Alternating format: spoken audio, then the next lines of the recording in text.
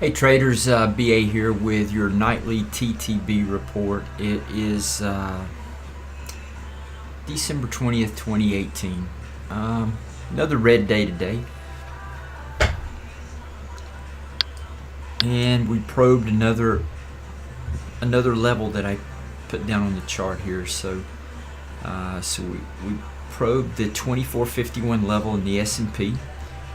We have the 2412 level underneath us and the 2318 underneath us if it decides to get down there. It's just some really intense selling taking place, the likes of which is we have very few precedents for.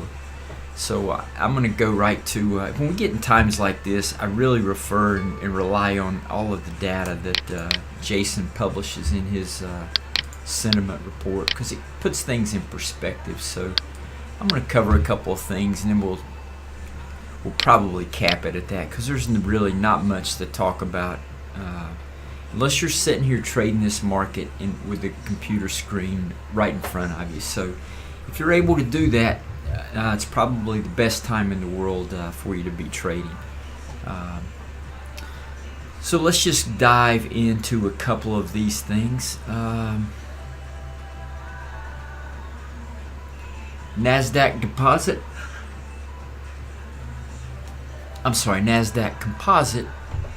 Let's see.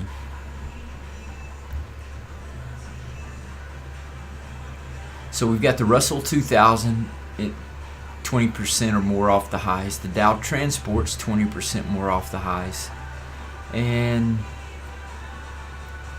dipped below 20% today. So the NASDAQ dipped below on Thursday.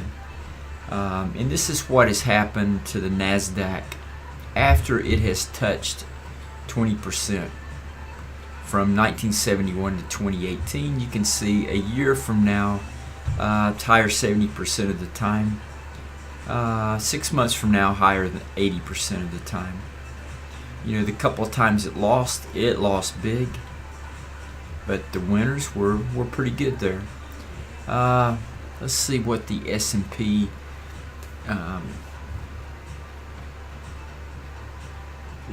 returns after NASDAQ Composite declined 20% from a peak. 3 months later, the S&P was higher 90% of the time.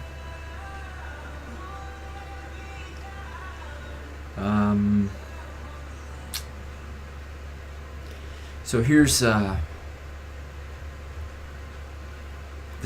drop over the past 4 days has triggered an increasing and extreme number of securities sinking to 52-week lows as more and more breach their October or February lows. On Thursday, today, new lows exploded to nearly 40% of all securities traded on the New York Stock Exchange. Only a few sessions in October of 1987 and in 2008 managed to exceed this. Guys, we're in some really, really bad company when your only precedents are 1987 and 2008. So, but what I want you to look at is what happened to the market a year later. Higher 93% of the time with some staggering returns.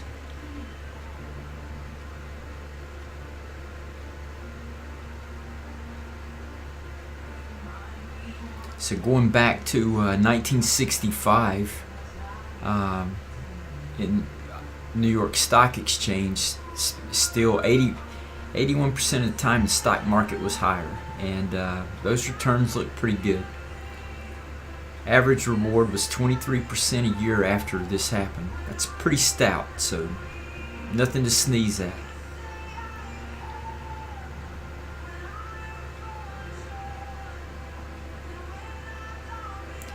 S&P 500 after 3 out of 4 days where the loss is greater than 1.5% to 52-week lows. From 1950 to 2018, it's only happened a handful of times. 3 months later, market was higher 88% of the time with a very nice 12.7% average return 3 months down the road.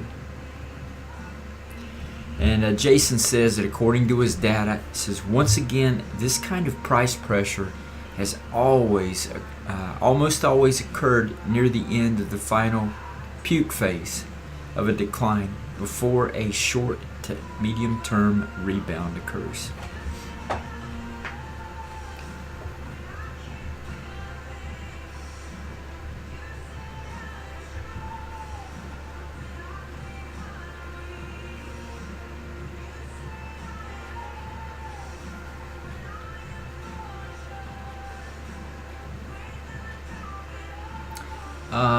Smart money, dumb money index. It's just a phrase Jason calls. It's not really smart and dumb. It's he's just named it that. He has no idea if it's smart money or dumb money, but the spread is what he's looking at. So let's see. Right here it says the selling has also caused the smart money, dumb money spread to be elevated for 2 months now.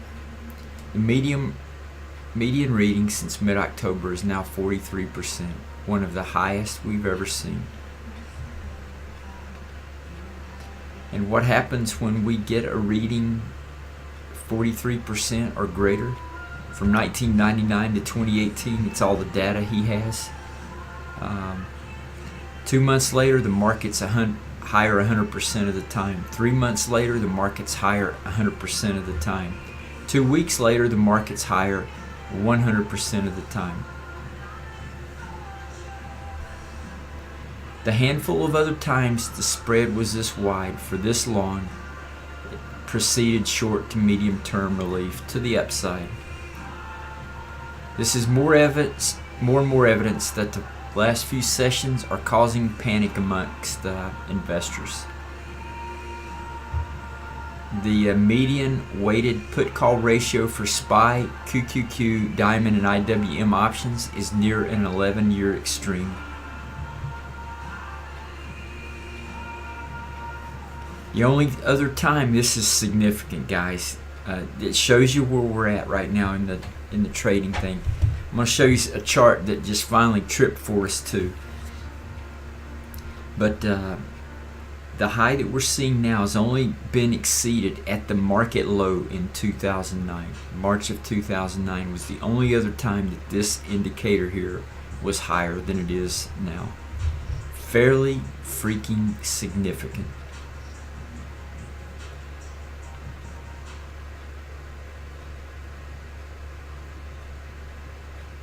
Okay, these kinds of readings have finally pushed the medium-term risk level for stocks to a reading of 1 as of Thursday's close. According to his backtest engine, that has preceded rallies over the next 1 to 2 months after every incident. So 2 weeks later, the market was higher 100% of the time. 1 month later, the market was higher 100% of the time. 2 months later, market was higher 100% of the time. So guys, this market is being pushed to levels that only have a handful of precedents that it can be matched against. Market's going to turn. Let's see what kind of just verbiage he has here. It's getting ugly out there. The past few days, it seemed like it was ugly enough to be positive. And yet here we are, another down day. My edition. This is a worry since there's always the danger of extremes getting more extreme, and every day it seems like it's a better opportunity. Usually it proves to be the case, but there is the rare exception. I don't think we're in the midst of one of those exceptions and have sold some of the precious metals, bonds, and commodities in order to raise cash and add a bit more to U.S. stocks. So right now Jason's adding to the stock market. My time frame here, as usual, is 1 to several months. Even in the context of a bear market, if that's what we're in, it would be extremely unusual to not see a relief rebound in that time frame given the readings we've seen this week. So it's what I've always said. In bear markets are easy to trade. Bull markets are easy to trade. This market here, normal corrections, hard to trade. You usually get one good shot at those, maybe two. This market here, almost impossible to trade unless you're in front of the computer. All right, some good stuff from Jason tonight. I have to include that because it's the only bright spot we see. I mean, Jesus, we got the trade war thing is still brewing. We got the interest rates that are raising, trying to push us over into a recession earlier than caused. We got credit markets drying up, and we got potential government shutdown looming. So, I mean, I don't know if you can put one more, if we can find one more bad thing to fit into the calendar for this year, this week, this month. I'm sure we've got one. What is today? I don't even know what the day is. I don't have a calendar in front of me. Sorry guys, it's either Wednesday or Thursday. I know it's not Friday, so okay. Alright, let's switch over and show you the VIX. The VIX finally popped up and touched 30 today. You guys know what my signal is there. When it touches 30 and closes below it, it's a good indication that we've seen the worst. Not that it's going to be smooth sailing, but it's possibly we've seen the worst. So tomorrow will tell. If we get another red day tomorrow, I mean, I don't know why we would get a green day toward the end of the week if tomorrow's Thursday or Friday. Jeez, man, what is today?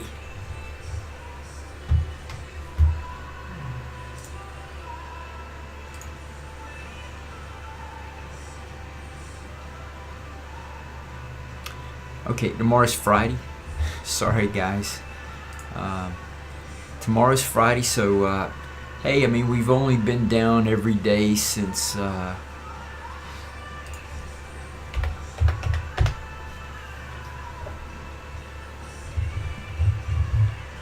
let's see. Yeah, we've only been down every day since about the 13th, so we only had a couple of days of reprieve there. So I don't know why the market would finish in the green on Friday. Just be prepared for potential probe lower, guys. You know, down here at the 2412 level. That's highly probable. It's only about 60, 70 points away from where we're at right now. So, you know, the sooner it touches that, the better. I am starting to like the fact that we're getting some wiggle room in the volume indicator. That's very promising. We're oversold once again. The RSI I've got everything I look at tells me we should rally. But again, guys, when you're in a historic time period in the market where it defies everything and where there's very few precedents, you know, it's nothing really works well. So, and that's where we're at. I put on some more bond positions today. You know, I woke up, I looked at the bonds, and I said, this is the most ridiculous move. The stock market's the most ridiculous. I bought bond puts up here, so I've got two losing positions on right now. This one right now should it drop a little bit more, will work out for me. If we start getting a rally up in the stock market, bonds should give it up. And honestly, I'm going to add to whatever positions are working for me. Bonds get in there, I may go all in on the bond short. So we'll see. I'm just waiting for something to break here and you know, the character to change. So, you know, I got short bonds here, I got short bonds back in here, so, and then I got short bonds back in here. So all I need is one of those positions to work out to make a really good trade. Okay guys, that is all I have for tonight. So man, I sure hope you guys heard me, because I just now looked and my microphone sitting on top of the my shelf up there. So now I'll have to remake this thing. But anyway, until Well, let's see. Today's Thursday. Unless something really strange happens tomorrow, you won't hear anything from me. Something really strange would be the market rallies and holds onto a rally going into the close. But until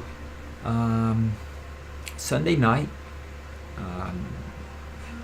I'll put out something probably Sunday, and that'll be it until after Christmas, guys. So anyway, have a good trading Friday, and until our next communicate, which should be this weekend, this is BA signing out.